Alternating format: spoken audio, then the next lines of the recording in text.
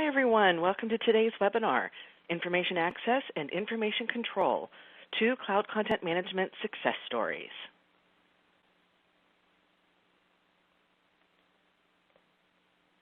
I'm Teresa Resick, Vice President of Market Intelligence at AIIM, and AIIM is your host and producer of today's event. Box.com is the underwriter of today's webinar, and we thank them very much for their support.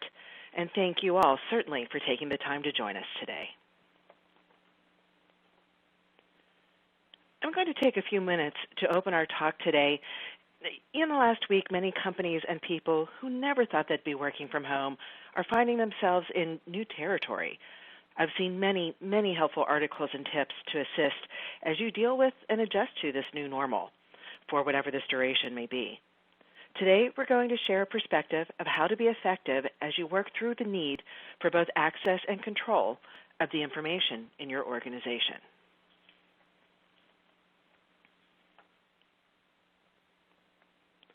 Organizational effectiveness is a digital transformation aspiration. We feel increasing pressure to digitalize our processes in order to deliver maximum value to our customers. If information is the fuel for those processes, we need anywhere, anytime access to the information we need in order to perform key customer-facing functions. As many of us are faced with virtualizing our businesses for the first time in response to the COVID-19 virus fears, that imperative for information access has just become a new reality. As if pulling together all of the information we need from disparate sources wasn't hard enough, we now have to balance that information access with necessary controls. That's the promise of cloud content management, giving users access to the information they need, when and where they need it, and in the best format for performing a particular business function or application. Today we're going to look at 2 different financial services organizations that have been successful in extending their content management to the cloud. But first, let me set a little baseline for our use cases.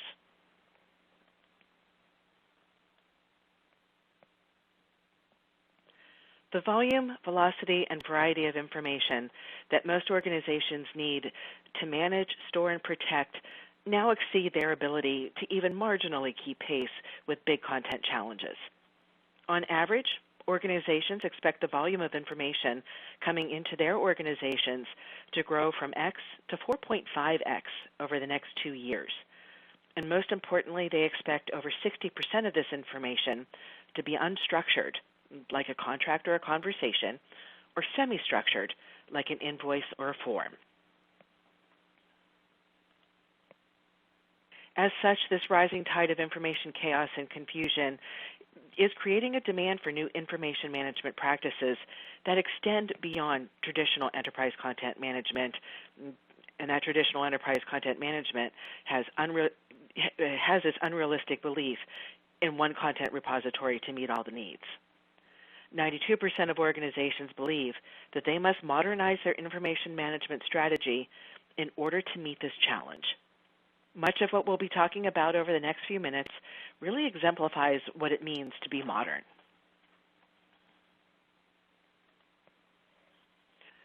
So enter content services. Content services is a modernization practice that recognizes the business need to deliver content in context and in modular, consumable chunks.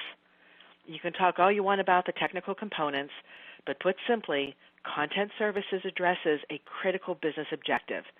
How do we give users access to the information they need, when and where they need it, and in the best format for performing a particular business application or function? What does it take to realize this promise?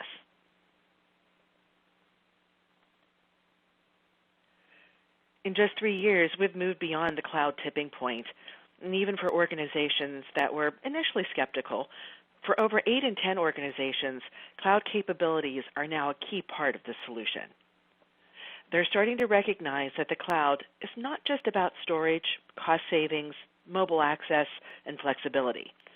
Deploying a content services in the cloud represents a unique opportunity to rethink and reconfigure how businesses process and how the business processes can evolve to be cloud-enabled, which has the potential to enhance personal productivity and overall organizational efficiency with solid governance and control.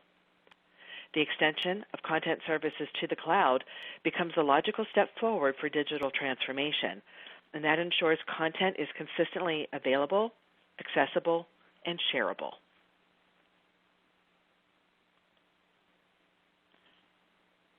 Little has changed in the past decade. At the end of the day, workers don't really care where their information is. They just want to be able to collaborate with people both inside and outside their organization. They want to work remotely with the same look and feel across both on-premises and in the cloud. In far too many organizations, siloed content repositories and disconnected process applications create an environment in which knowledge workers must act as human systems integrators by copying and pasting information from where it's stored to where it's needed. Most organizations understand the problems created by overflowing and incompatible information silos, and they recognize the need to do something about it. When we asked you what the most important reason was for undertaking such an initiative, you said to improve organizational flexibility and agility, and that was the highest at 27%, followed closely by improving knowledge worker productivity, and that's at 18%.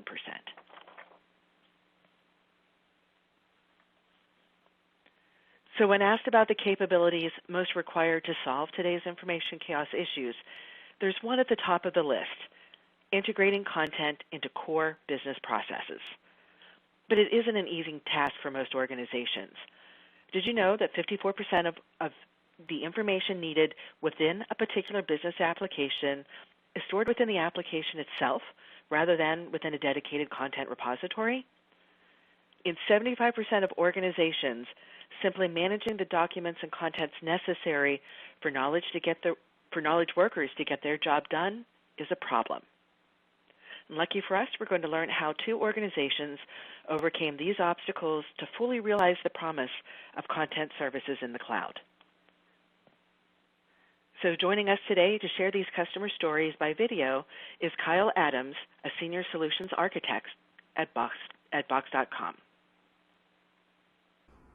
Hello, I'm Kyle Adams, and I'm a Senior Architect on the Box Sales Engineering team. Today, I'm going to be leading you through the virtual summit session of extending your ECM to the cloud with Box. In this session, we'll talk about a few customer examples that were able to successfully extend their ECMs to the cloud, and we'll also talk about a few of the lessons learned. The first example comes from a financial services firm based in Canada, and as a part of their business and ag division, they had a implementation called eDocs. Now, this isn't the eDocs from the now defunct Hummingbird Corporation that was later acquired by OpenText, but what it really was, it was a custom file share implementation with a bunch of command line tools for automation. The main challenge was around migrating 3.2 million files from the file share over to Box. As far as the folder structure goes, users would use that command line tool to scaffold a predefined folder structure, or they would manually create it. And, that may cause some inconsistencies in how folder hierarchies were created across the board. Metadata was a part of the file name, so rather than storing metadata as part of the file like you would do in any kind of ECM system, when it comes to a file share, you're really left to just the file name. So often you would see customers with a part of the file name, and separated by underscores, there would be metadata that you would have to pull and parse apart. And then as a part of the subfolder structure within each customer folder, there was often subfolders that represent different states of the process. So you can think of those as in process, draft, approved, things that represent states that you would normally build into a workflow. And then at the end of some part of that process, folder permissions would change to read only so that the content could no longer be modified on the file system. Now, what was also a hindrance to the solution was that the technology teams had to perform additional work to administer the implementation and command line tools, and also for data recovery. So now let's talk about how this customer went about the migration process. First, they use a robocopy to move the documents to a temporary or staging location. And then the goal was to actually massage the data in that staging location before the upload. In particular, what they did was they used tree size to identify and remove duplicate documents, so you're not moving those duplicates over to Box. They used the Box SDK to transform the data into its final state required for the Box upload. So one of the things that Box requires is that, you know, some of the file naming conventions can't contain special characters. File names need to be unique, and so on and so forth. The next thing, as a preparation for the actual transfer, was to spin up 10 FTPS accounts so that the data transfer can be done in parallel rather than through a single thread. Later, the folders were actually created in the Box Enterprise instance using the Box SDK. And during that folder creation process, metadata was added to the description of the customer folders. They attached metadata templates that are specific to those customers, and then they enabled a metadata cascade policy. And that cascade policy would allow metadata to inherit from that parent folder to any file that's uploaded thereafter. And that was exactly the next step, is to actually perform the upload to the correct corresponding customer folder. Another consideration that they had to work through is that file share permissions are not synonymous to permissions in Box. Now, in the file system world or file share world, you can disinherit permissions at a lower level of the folder tree. In Box, it's almost the inverse, where any kind of permissions that are added to a parent folder will essentially trickle or waterfall down to any folder or file. So some of the permissions had to be rethought, and that's kind of where the customer worked with the business to identify what was the appropriate folder structure in this new world. And lastly, what they did was integrate DocuSign and SAP with Box to provide some additional automation to tasks that were manual in nature. And as a result of the migration and integration with a best-of-breed electronic signature platform like DocuSign, the customer is able to save $68 per document in a process that was previously manual and paper-driven. And at this current point in time, there's over 5.8 million files managed in Box for this particular division. And lastly, over 100 new customers are created every single day in the SAP CRM and the Box integration. All right, so now let's transition over to customer number 2, who is also in the financial services industry.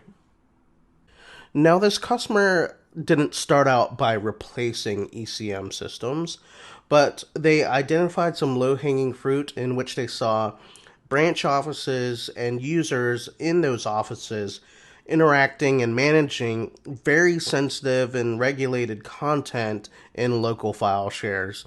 And those were in a mixture of digital formats, and some were converted from paper. Now, they saw the opportunity to take those 18,000 users that were managing content in disparate ways in each of the local offices, and decided to consolidate all that content in Box. This allowed them to secure the content in Box while allowing those users to collaborate and edit that content in real time from each and every one of those locations.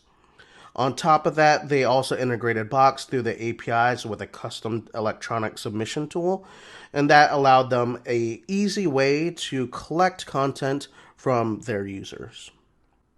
It wasn't until Box released Box Governance that this firm was allowed to move some of their highly regulated ECM content into Box.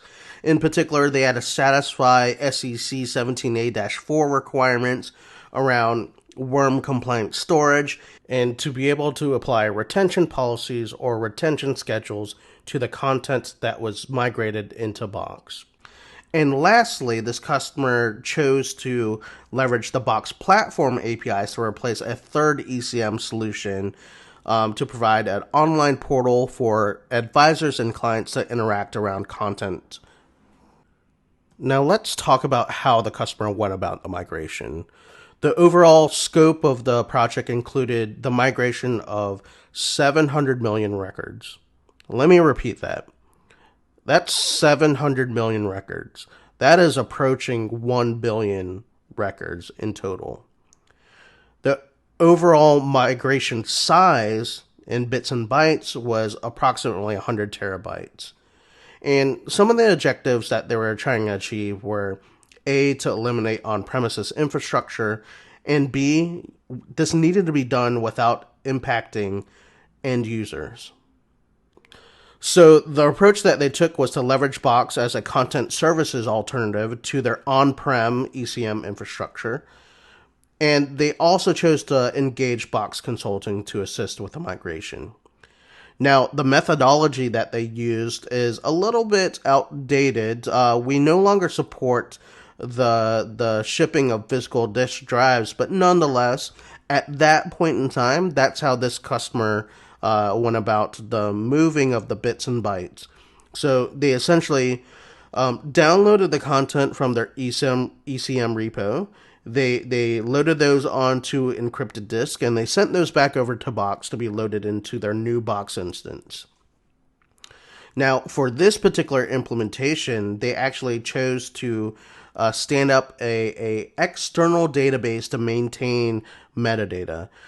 Reason being because they needed more sophisticated metadata than Box provided at the time. They also created a services layer that would stand in between Box and their customized front-end solution, and this include your typical CRUD operations to load, create, read, update, delete, and also to view the content. And again, this was primarily because they had a more tailored front-end or user experience for that given use case. And the results of this migration was that they retired that on-prem ECM infrastructure, and they're saving over $1 million annually. And I'm going to highlight this one more time. They successfully migrated 700 million files with zero impact to their end user community.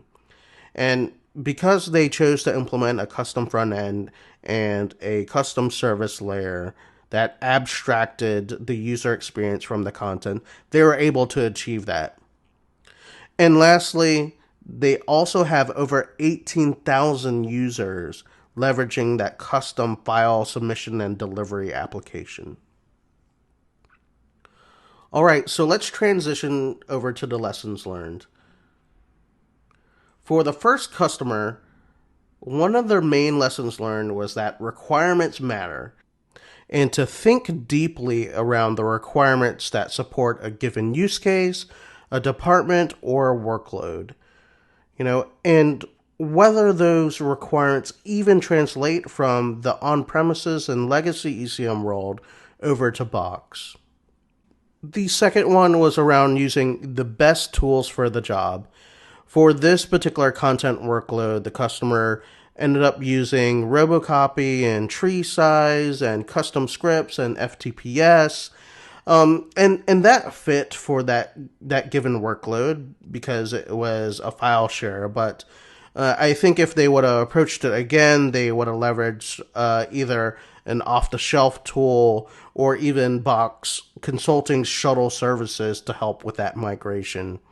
And for other ECM workloads that this customer migrated over to Box, they in fact did that. They used a Box Shuttle, and they used some services from IBM GBS and a tool called Minerva to move that content. from on-prem ECM system over to Box. The other one that I thought was very thoughtful is, improving the user feedback loop. Rather than saving or collecting that user feedback later in the process, it would have been better to collect that feedback early on and often. And that allows you to follow a more agile approach, even when you're not developing applications, but when you're migrating content. I think that's very applicable to collecting feedback early and often, even when it's through a migration process. And then another one that they ran into was around the Box waterfall permissions. This is slightly different from file shares and ECM repositories, where you can disinherit that permissions that will trickle down in the Box world. So in effect, you have to stop and think about how you might restructure your folder hierarchy because of that. The other limitations that they run into were around the API rate limiting. So, if you try to migrate en masse using the APIs, you're very likely to hit the 10 API calls per second per user limitation. And they also had to think deeply around how they structured the folder taxonomy, so there are not more than 2 to 5,000 files within a given folder structure. The next one I found was absolutely fascinating because I'm an ECM specialist and I live and breathe metadata. And they said that metadata is not always the answer. And if we were to peel the layers back on this one and understand why, I tend to agree. Now, you shouldn't move metadata in the Box just for the sake of moving metadata. It has to have a purpose. So it can be used to drive things like search and retrieval in a more efficient way than browsing through really deep folder hierarchies. It can be used to drive retention policy. So when things move from draft to approved or draft to publish, that can trigger a retention policy for that piece of content. And also to drive business process. Maybe throughout the content lifecycle, a status changes from new to in review. And because of that, we also want to automate the process of moving that content from folder to folder. Now, I think those are really great uses for metadata. The second one, and I wholeheartedly agree with this, is that you have to have good data hygiene.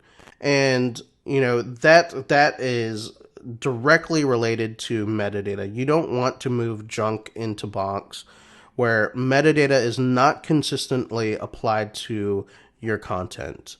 So it's worth moving that content into a centralized place, a staging area, to analyze what you've got first, and then understand how it's adhering to your metadata best practices. And once you give it a green light, then you migrate it.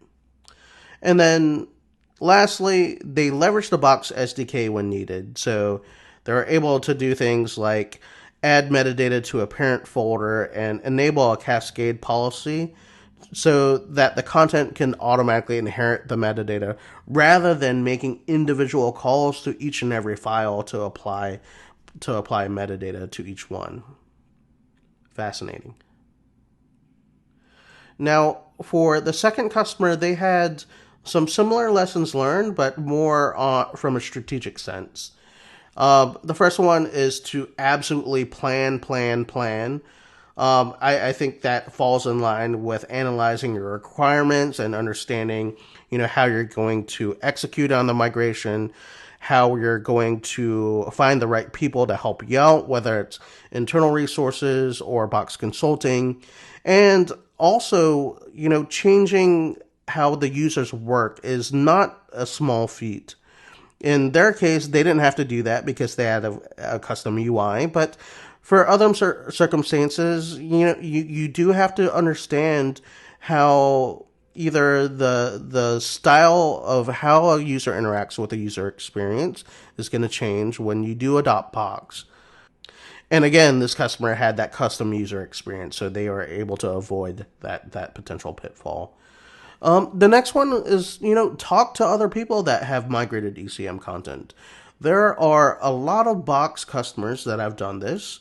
And, in your industry, there are colleagues of yours that have done this. So, certainly reach out to Box and reach out to your colleagues at firms that are in your locale that have taken on this challenge before. Their advice is going to probably be, if not more, but equally as useful as advice that you would get from a box architect or a box consultant. And then along the lines of planning, you just really have to understand how you organize your content once it's in the box. In some ECM repositories, there is not a concept of folders. Sometimes in a FileNet implementation, as an example, people just drop content into this unfiled location and they add metadata and that's that. In the box world, you really have to think strategically around how you design your folder taxonomy. And then lastly, similar to the user feedback from customer number one, customer number two wanted to point out that you should engage your internal stakeholders early and often. And it's not just the end users of the application. It's also your compliance department, your information security department, and your network department. Because, Box is a SaaS product. You need to make sure that Box checks off all your security requirements and all your network requirements. Before you adopt Box, you have to actually make sure that you're not blocking it. So, yeah, those are key points that you should point out for every migration.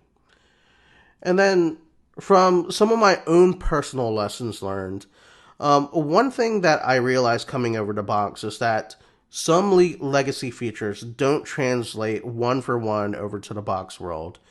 And as a personal story, one of my first days that I came on board at Box and I actually put my hands on the product and interacted with it, I said, where is my checkout and check-in button? And some of my colleagues kind of looked at me a little bit weird. I mean, why would you have such a feature in the Box world? And I thought deeply about this, and I thought they were right.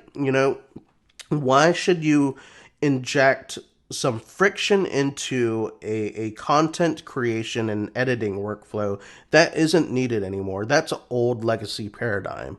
In the new collaborative content world, you want to have one or many authors, and that checkout and check-in experience slows down that process. The other insights and lessons learned that I've seen from my past is that migrations are not only about the content. You also have to think about potentially migrating the process. And again, that process was probably put in place maybe 10 years or 15 or 20 years ago. And is that process the best process for today?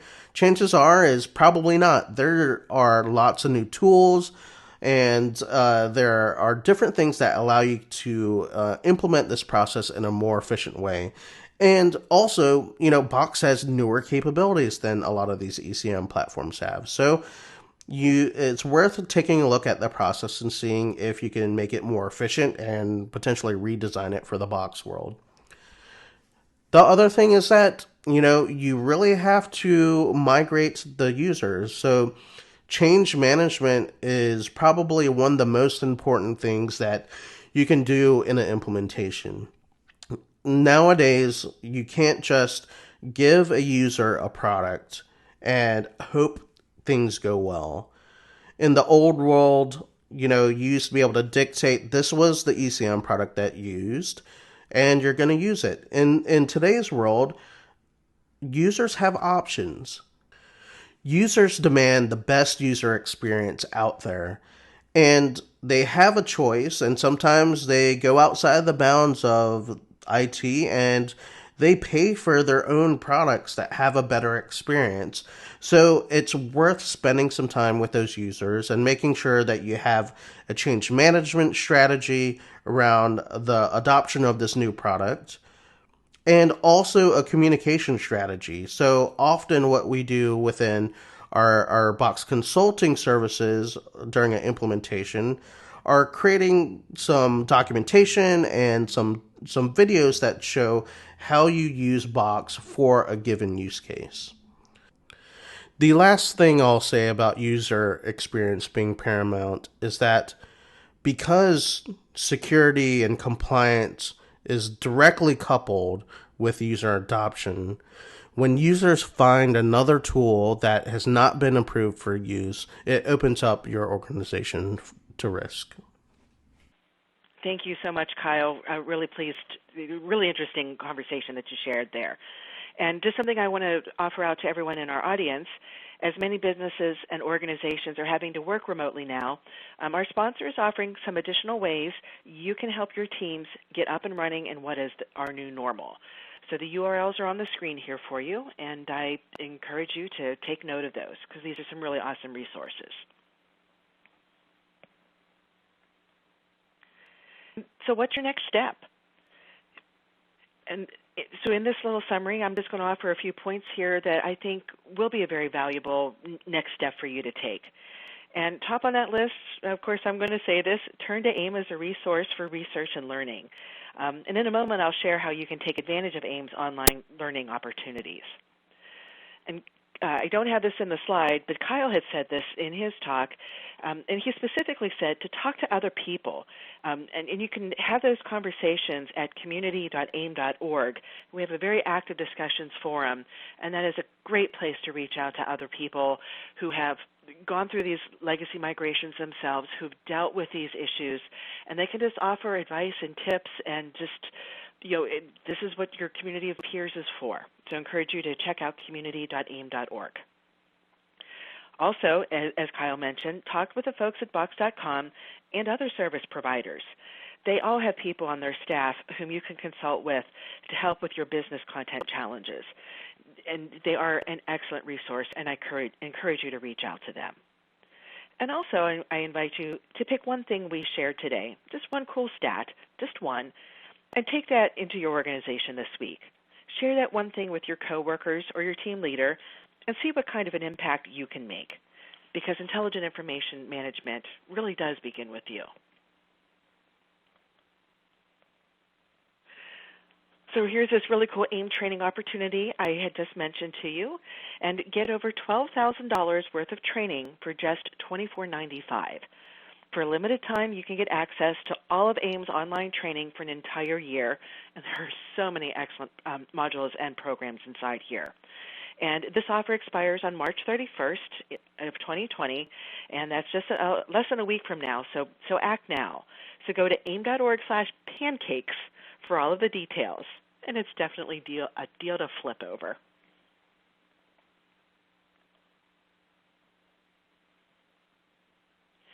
This is the end of our webinar time today, and I very much want to thank our underwriter, Box. Without the support from our solution providers, AIM wouldn't be able to bring you these free educational programs like our webinar series. So thank you, Box.com, for your sponsorship. And thank you, everyone, for taking the time to join us today. For AIM, this is Teresa Resick, and we'll see you with our next webinar. Have a great day.